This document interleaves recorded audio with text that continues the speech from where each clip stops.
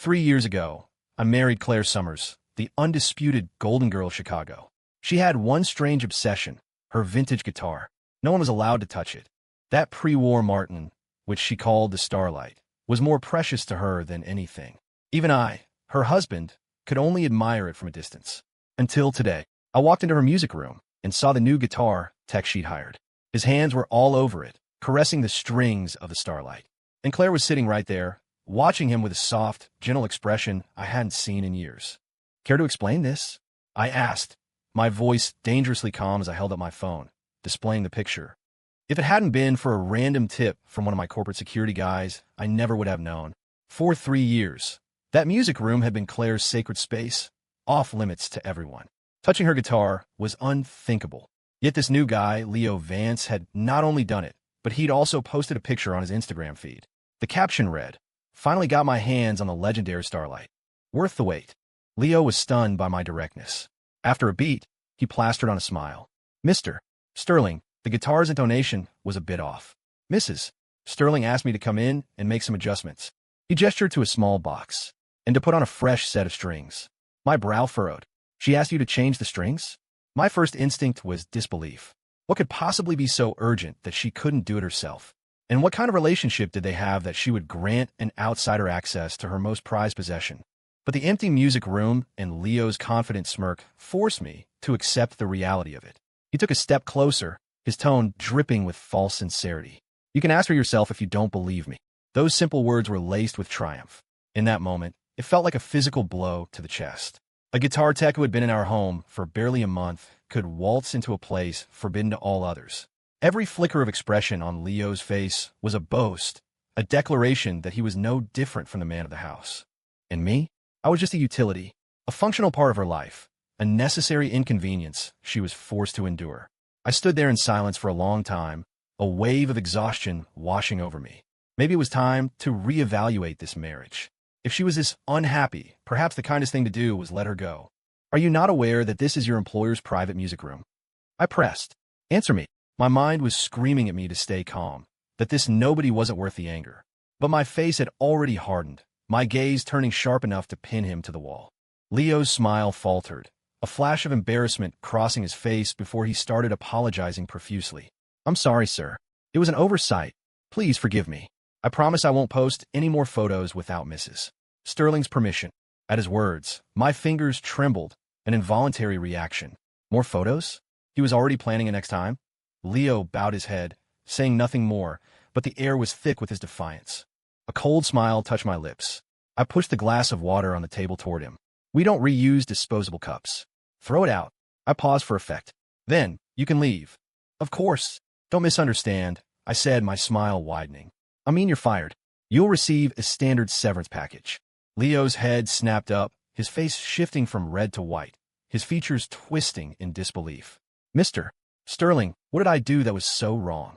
Seeing me stare at him without blinking, Leo gave a sharp, angry nod, practically gritting his teeth. "Fine, Mr. Sterling." His footsteps were heavy as he stomped toward the door, each step a deliberate act of protest. But just as he reached it, Claire pushed the door open from the other side, bumping the small table by the entrance and sending a vase of flowers crashing to the floor. Leo let out a small cry as the vase shattered. "I'm so sorry, Mrs. Sterling. I didn't mean to," he exclaimed, his face flushing as he quickly knelt to pick up the broken shards. "It's fine, Leo. It was my fault. I was in a hurry," Claire said, her voice warm. She didn't seem upset at all. In fact, she started to crouch down to help him. "Claire," I said, my voice sharp enough to stop her in her tracks. "Let the guitar tech handle that. I wouldn't want you to cut your hands." She froze, then slowly straightened, her gaze finally landing on me. "What are you doing in the music room?" Well, I didn't answer. A smile played on her lips, and she came to sit beside me. "What's got Miles so worked up?" I looked her straight in the eye. "You let the new tech touch your guitar? You let him change the strings?" Claire's smile stiffened. "A string broke just now. I asked him to take care of it. You know how it is, it just happened so fast. I wasn't thinking." My expression remained like ice. "He crossed the line. I don't want it to happen again." Claire nodded, smiling again as she hooked her arm through mine, leaning against me like a delicate bird. "Whatever you say, I'll be more careful from now on. It won't happen again." I stood up abruptly, leaving her leaning on empty air. "There's no need. You'll have to find someone else. He's been fired." In an instant, the smile vanished completely from Claire's face. She looked at me, her eyes wide with disbelief. You what? Do you have any idea how hard he worked to get this job? She demanded. He has a sick mother to take care of. He's been struggling all alone in this city, and he finally had a stable income. And you just cut him off? For the first time in our marriage, Claire was fighting with me over an outsider. For a dizzying moment, I felt like I'd been cast as the villain in some melodrama, the cruel tycoon tearing two lovers apart. Are you finished? I asked. Your reaction is disproportionate. My cold words made her flinch. She looked away. I just feel it's unfair to him. And can you, for a moment, feel what it's like for me? I shot back with a humorless laugh, speaking each word with precision. You're my wife. Even if this marriage is just a merger of two powerful families, you're still my wife. For 3 years, you have never let another man get that close to your guitar, let alone break your one sacred rule. I thought that was a privilege reserved for me. Now, apparently, there's a second person. Claire's expression was a mix of complicated emotions. She stared at me, silent for a long moment. I'm sorry, she finally said. I wasn't thinking. You have to believe me, Will. I love you. I stepped toward her, my fingers gently tracing the line of her jaw before tilting her chin up. I don't want any thorns between us, Claire, no matter how insignificant they may seem. I don't enjoy being the bad guy, but if I'm pushed, I'll play the part. Claire hesitated, then her lips curved into a dazzling smile. Okay, I understand. Perhaps it was her docile, agreeable nature, but the tension in my brow eased slightly. If Summers Jewels has a good year, Sterling Enterprises might consider increasing our investment. Her eyes darted away, her nod distracted. Seeing that, my gaze hardened. I said nothing more. I could only hope she'd come to her senses and stop making these mistakes. I never expected she'd pull a stunt like this, a backdoor promotion that made a mockery of my words. If I hadn't come home unexpectedly that day, I might never have found out. Leo Vance, dressed in a sharp, well-fitted suit, was holding the car door open for Claire. And as he got into the driver's seat, I saw he was wearing my sunglasses. I stood there, watching the car pull away, silent for a long, long time. If there had been a mirror nearby, I'm sure it would have reflected a face that was ugly with rage. Back at the office, I immediately had my assistant look into it. Because of our investment, Sterling Enterprises and Summers Jewels were closely linked. It was easy to get information. A few hours later, my assistant handed me a photo on a tablet. The moment I saw it, a chill went through me. In the black Mercedes-AMG, a car I'd never been a passenger in, sat someone I'd never seen before. A few days ago, Mrs. Sterling fired her regular driver and hired Leo Vance for the position, my assistant reported. She told him he could use the car whenever he wanted, go wherever he liked. He scrolled to another screen. Leo even posted on his Instagram, thanking Mrs. Sterling for giving him a new life. Go wherever he liked. A white-hot rage flared inside me. That Mercedes was my anniversary gift to her last year. She was usually so protective of it, taking it in for detailing every single month. Her previous driver had treated it with kid gloves, and now she was just handing the keys over to a subordinate, granting him unrestricted use. What the hell was Claire thinking? That car, once a cherished gift she had treasured, became meaningless the moment she gave it to Leo. This was more than just a provocation. She had forgotten her promise to me. She had treated my words as if they were nothing. This time it was the car. What would be next time? As my thoughts churned, Leo's Instagram updated again. A new post. Time to pick up the boss. Got her favorite roses. Within seconds, the post was flooded with likes and comments praising him for being so thoughtful. The image was like a razor-sharp blade twisting in my gut. Claire was my wife. I would help her correct her mistakes. But Leo Vance? Who the hell was he? The special privileges he was so proud of, the ones he flaunted to the world, meant nothing in my presence. Notify Summers Jewels, I said to my assistant, my voice devoid of emotion, as if I were discussing the weather. Effective immediately, in support of our new corporate green initiative, all employees, including senior management, are required to use public transportation for their commute. Any violation will have consequences. I let the order hang in the air. That starts now. If you want to show off his special privileges, I was going to show him what real privilege looked like. At first, the employees at Summers Jewels thought it was a joke. But they quickly realized that all their top executives were silently complying. No one dared to question the directive. The news of the policy soon hit the business blogs, and while people were baffled, they were also deeply impressed by the sheer influence of Sterling Enterprises. With the ban on private cars for commuting, Claire had no choice but to take back the Mercedes. Leo Vance's new job as her personal driver became a laughingstock. That afternoon, he was seen standing outside the Summers Jewels building, beaming, only to be escorted off the property by security. I heard he deleted his entire Instagram feed immediately after and wasn't seen for days. When the news reached me, I just smiled. It was no surprise. In this city, the name Sterling opens every door. The man Claire Summers married was a Sterling. William Sterling, what the hell are you doing? Claire slammed the door to my office open, her face a mask of cold fury. I continued to review the document in my hands, not even bothering to look up. To what are you referring? Her eyes narrowed, her brow furrowed with anger. You know what I'm talking about. I slowly raised my head, meeting her icy glare. I'm establishing boundaries. That's all. Her expression faltered, and her voice rose. He's just a regular employee. What threat could he possibly be to you? God, Will, can you be any more petty? Yes, he's just a regular employee, I said, rising from my chair. I walked over to her, my gaze locked on hers as I spoke, enunciating every word. And if he just did his job, I wouldn't care. But someone keeps trying to help him, driven by her pathetic and foolish sense of pity. Claire's body tensed, but she tried to maintain her composure. I don't know what you're talking about. The rapid rise and fall of her chest betrayed her. I let out a soft, dismissive laugh. He's been to see you again, hasn't he? Let me guess. He played the victim, painted himself as a wounded little puppy. Tragic backstory, miserable life. I'm guessing the CEO of Summers Jewels couldn't control her maternal instincts and decided to come here to demand justice for him. Am I right? I ignored her darkening expression, spelling out every truth she didn't want to hear. Finally, her eyes welled up with tears, and with a cry of frustration, she swept a glass off my desk, shattering it on the floor before storming out. I rubbed the bridge of my nose, surveying the mess. I let out a long, slow breath. Ever since Leo Vance showed up, she hadn't been herself, and all because he looked a little like that old boyfriend of hers who passed away. Our relationship turned to ice. She didn't even invite me to the year's biggest jewelry showcase. But as a primary investor, I had a right to know how it went. So, when the showcase began, I had my assistant pull up the live stream. The moment a familiar figure appeared on the screen, my entire body went rigid. My heart seized. Claire was on the central stage, looking absolutely magnificent. But the man standing beside her, confidently holding the centerpiece exhibit, was Leo Vance. A reporter's voice cut through. Ms. Summers, a spectacular event. Why isn't Mr. Sterling here with you tonight? Claire smiled for the cameras. Will is incredibly busy. He couldn't make it this time. The live chat on the screen exploded. They look so good together. What a power couple. I'm so jealous of that guy. Standing right next to the Claire Summers. My assistant's face paled. He moved to shut down the feed, but I waved him off. Keep it on. Staring at her radiant figure on the screen, I murmured to myself, a sense of detachment washing over me. If this is your choice, Claire, then I respect it. The next morning, while the buzz from the showcase was still fresh, a new headline dominated the news feeds. William Sterling, heir to Sterling Enterprises, is seeking a new executive assistant.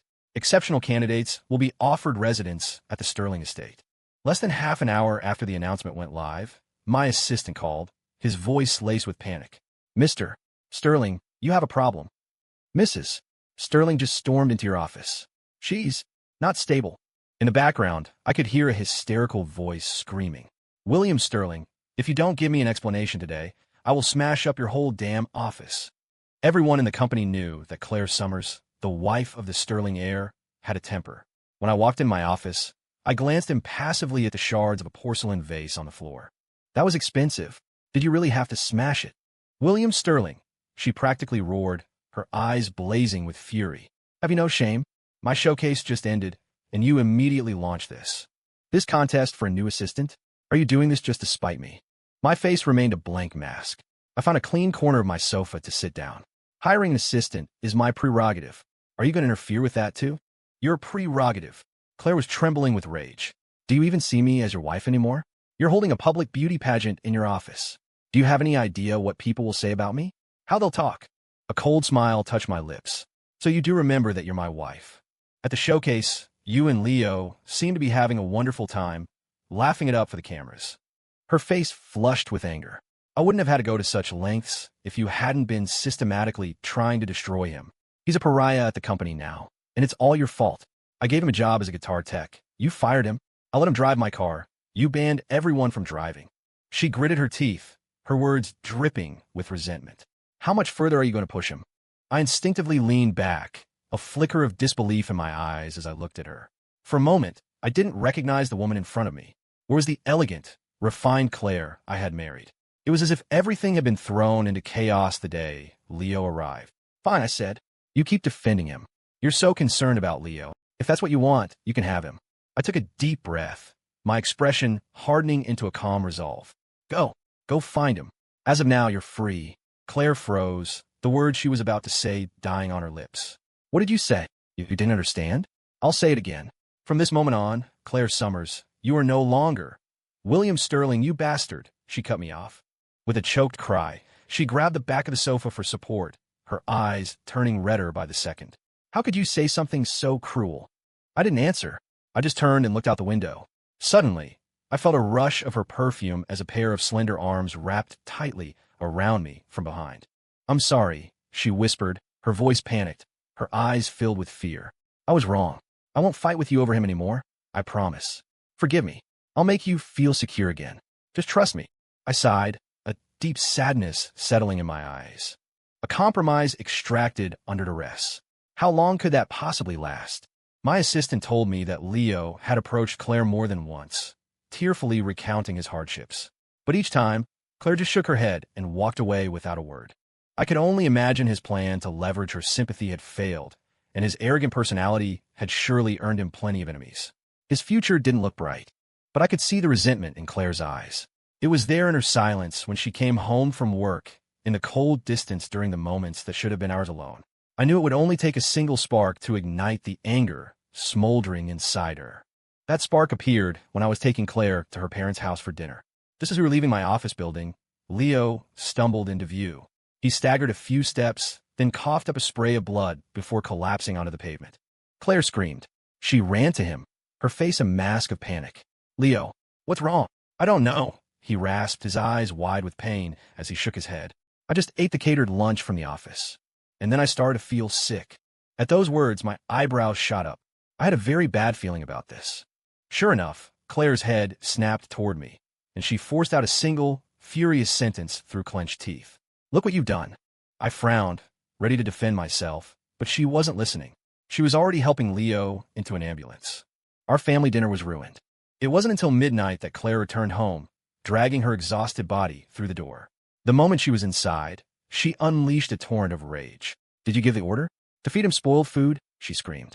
How can you be so vicious? Do you have any humanity at all? I glanced at her coolly. I would never order something like that. You're still denying it? Who else has the power to do something like that? Her face was a frozen mask, her voice sharp with emotion. He ate contaminated food. Will. It caused acute poisoning. They had to pump his stomach 3 times at the hospital. He almost died. Do you understand? He almost died. She took a step closer, her voice rising. You're the privileged heir who can't stand being slighted. But Leo is a human being. Why should he be your punching bag? My gaze fell, my eyes fixed on the furious woman before me. In your eyes, I asked softly, is that really the kind of man I am? The pain was a physical thing, twisting in my chest. The love I'd been so proud of, the bond one believed set us apart from every other dynastic merger. It had all been nothing but my own wishful thinking. Claire just let out a cold, bitter laugh. What else am I supposed to think? Without another word, she slammed the door to our bedroom, leaving me alone in the living room. I sank onto the sofa, the weight of it all pressing down on me. How had our lives become this twisted, this absurd? She began to ignore me completely, treating me with an arctic indifference. The day Leo was discharged from the hospital, Claire personally drove him home. She even brought him homemade soup, fussing over him with a warmth she no longer showed me. But that wasn't all. She let him move into the music room, putting him in charge of everything within its walls. She started posting photos on all her social media accounts, and Leo was in every single one.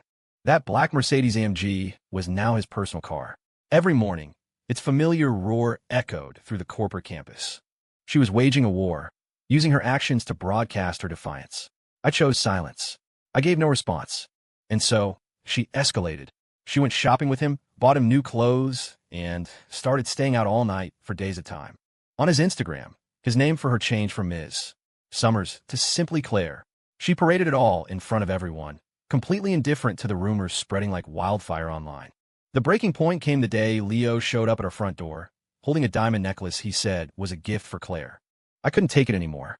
I hit him. A trickle of blood ran from the corner of his mouth. He wiped it away, a smug, triumphant smirk on his face.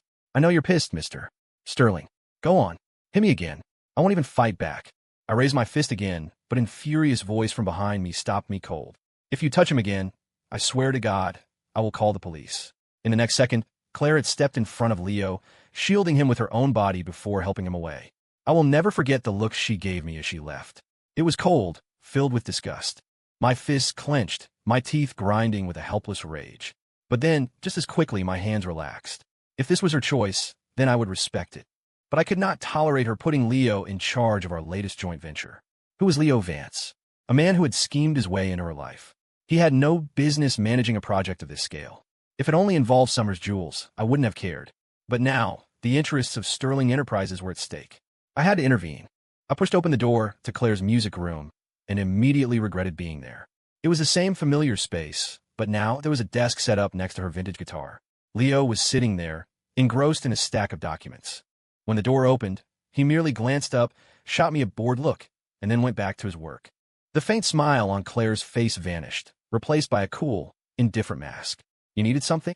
I cut to the chase. You put him in charge of the new venture. Even though I didn't say his name, she knew exactly who I meant. Is there a problem? Claire tilted her head slightly. You're the investor. All you need to worry about is the result. The process is none of your concern. My hand, which I had started to raise, froze mid-air. Do you have any idea what the consequences will be if this fails? A flicker of impatience crossed her face. She stood up quickly and brushed past me. If something goes wrong, I'll take full responsibility. Her voice suddenly became light and cheerful. Leo, there's a new cafe that opened nearby. Let's go check it out. My treat. They walked out side by side, leaving me standing there as if I were invisible. You'll take responsibility? I scoffed and turned to leave. The fate of my family's company would not rest in the hands of an outsider. 3 days later was her grandfather's 80th birthday. Claire's mother called me personally, insisting I attend. I had no desire to go, but I couldn't refuse her pleading. I knew she was hoping the event would help mend things between Claire and me. What she didn't know was that there was nothing left to mend. That evening, I tried calling Claire, thinking we could at least arrive together. All 3 calls went straight to a busy signal. With a self-deprecating laugh, I drove to the Summers family estate alone. The Summers were a prominent family in the city's jewelry scene, and with the patriarch's milestone birthday, the estate was filled with high society. It was an open secret that the daytime reception was for general guests. The evening was reserved for the inner circle. As I entered, Claire's mother greeted me with a warm smile, immediately calling for Claire to come and join me. I waved her off, planning to stay only a short while. But seeing the disappointment on her mother's face, I relented and stayed. At the dinner, Mr. Summers was in high spirits. I sat to the side, picking aimlessly at my food. Then, her grandfather raised his glass. In all my 80 years, nothing has made me prouder than my granddaughter, Claire. So successful at such a young age. It truly makes an old man happy. Claire's eyes flickered toward me for a split second before she smiled. Grandpa, I have more good news. Our company has a new project in the works. If it succeeds, the Summers name will be known across the country. Her grandfather beamed, his face flushing with delight. Suddenly, a phone buzzed in Claire's pocket. That must be them, she said, a confident smile on her lips as she answered. Calling to tell me the project was a resounding success. The next second, her smile froze. Her body went rigid. What did you say? She whispered into the phone. What about the other firms? That's impossible. When she hung up, it was as if all the strength had drained out of her. She swayed and began to fall backward. Claire! Her parents rushed to catch her. Mr. Summers' happy expression faltered. Claire, what happened? She gave a hollow, tragic laugh. The project. It's dead, she said, her voice faint. I put almost all of the company's capital into it. It's all gone. We can't get sent back. Her mother's brow tightened. How could this happen so suddenly? Claire's smile was bitter. If that was all, it would be one thing. But all of our investors pulled out. They've all shifted their capital to our main competitor. All of them, her father gasped. A look of dawning horror crossed his face as he turned and stared at me. In Chicago, there was only one family with the power to influence every major investor. The Sterlings. Claire's face was as white as a sheet. She looked at me, her eyes pleading. Your family didn't pull out, did you, Will? Tell me you didn't. Tell me this is all just some horrible joke. Every eye in the room was on me. I smiled, draining the last of the wine from my glass. Oh, Sterling Enterprises absolutely pulled our investment. It was my call. I paused, letting the words sink in. But you got one thing wrong. The joke was our marriage. The room erupted in shocked whispers. Claire's mother stood up, her face a mask of disbelief. What? My expression was calm. Ask your daughter what she's been doing. I'm sure she can fill you in. Claire's mother trembled, spinning to face her daughter and grabbing her by the shoulders. You've been so secretive about what's happening at the company. Are you still not going to tell us? Claire's face was chalk white, her lips quivering. Nothing happened. There's nothing going on between us. Her mother, on the verge of tears, slapped her hard across the face. Crack. If nothing happened, would the Sterlings pull their funding? Don't you understand? Without them, we are nothing. Claire just stood there, stunned, as if the world had gone silent. I ignored the family drama. I rose and gave a slight bow to her grandfather. My apologies for spoiling such a special occasion. I'll pay my respects properly another day. Without a backward glance, I walked out of the Summers estate. I hadn't gone far when I heard frantic footsteps behind me. I turned. It was Claire, breathless from running. What else? Her face was a mess of panic and tears. There's nothing between me and him, I swear. You've misunderstood everything. Misunderstood? I almost laughed. Was it a misunderstanding that let him drive your car and live in your music room? Was it a misunderstanding when you posed for pictures with him in public while ignoring me completely? You have a thing about being touched, don't you? You can't stand any man getting near you. My voice grew colder with every word. Answer me, Claire. Was all of that just one big misunderstanding? Her voice was choked with anguish.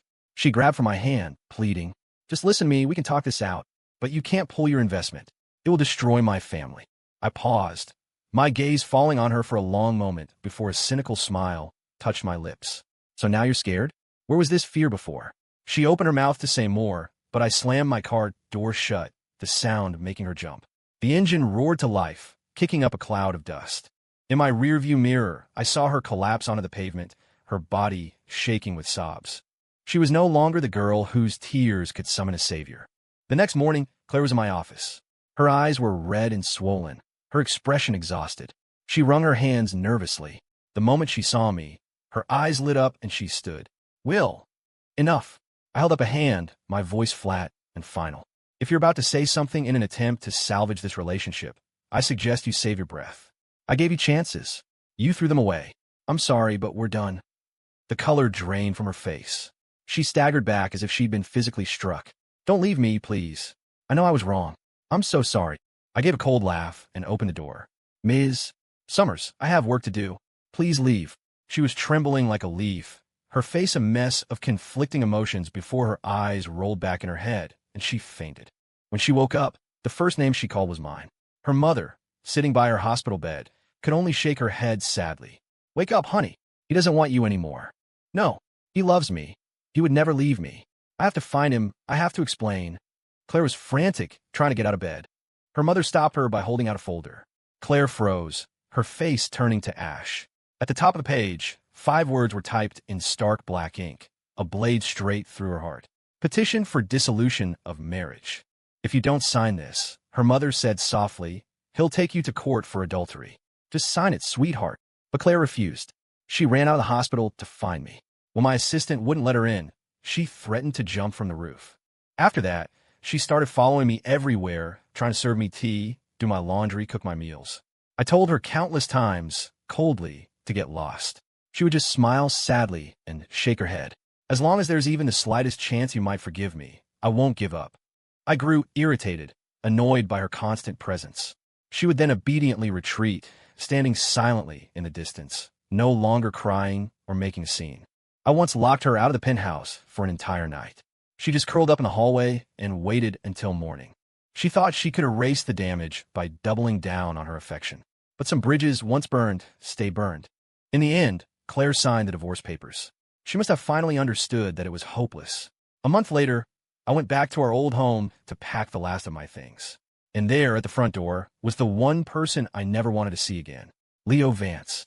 He looked haggard, his face twisted in resentment, muttering why over and over.